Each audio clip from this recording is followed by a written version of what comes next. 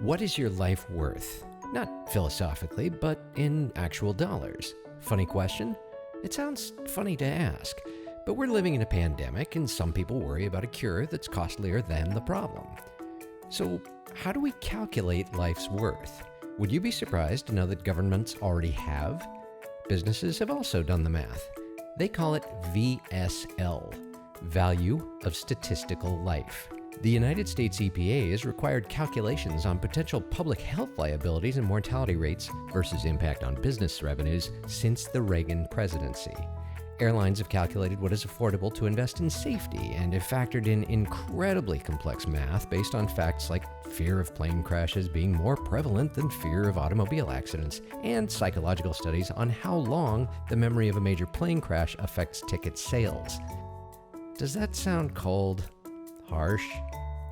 As it turns out, we all do it as well in our daily lives. You spend more or less on foods that you believe are better for your health and decide when the price is or isn't worth it. When you decide to buy a bike helmet, you might compare different models and weigh the price against how much safer one really might be than another based on their safety and impact ratings. You're actually formulating and deciding what it's worth to pay to protect your health based on what you believe the odds of an accident might actually be.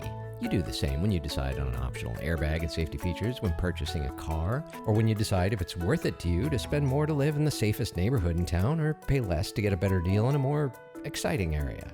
In fact, research has shown, and accident reports prove, pedestrians take bigger chances crossing streets when they realize their parking meter is running out of time. There is one more way to look at this. People in higher risk jobs are generally compensated at a higher rate of pay. We're not talking about CEOs versus factory workers within the same company. What we're talking about is similar job duties but performed under different conditions of potential risk.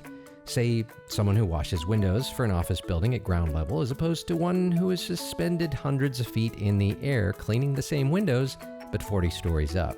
Or a jet pilot who flies commercial routes versus a pilot who is a test pilot flying experimental aircraft. A janitor who cleans an office building as opposed to a janitor who cleans the inside of a nuclear reactor.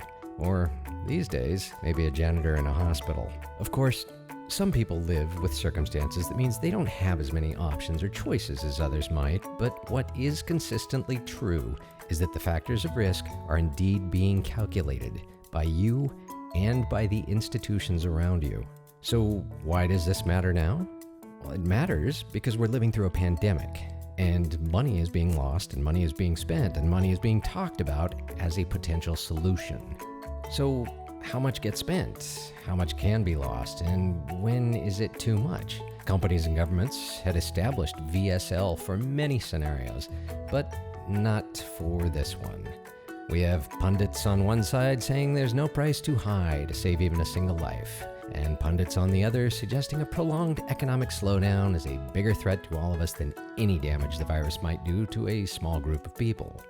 As much work as economists and psychologists and mathematicians have done to determine helpful numbers, we're now faced with the troubling reality that the worth of life might not be something we can calculate under any previously formulated framework for VSL. The value of life might actually be an entirely and purely philosophical question.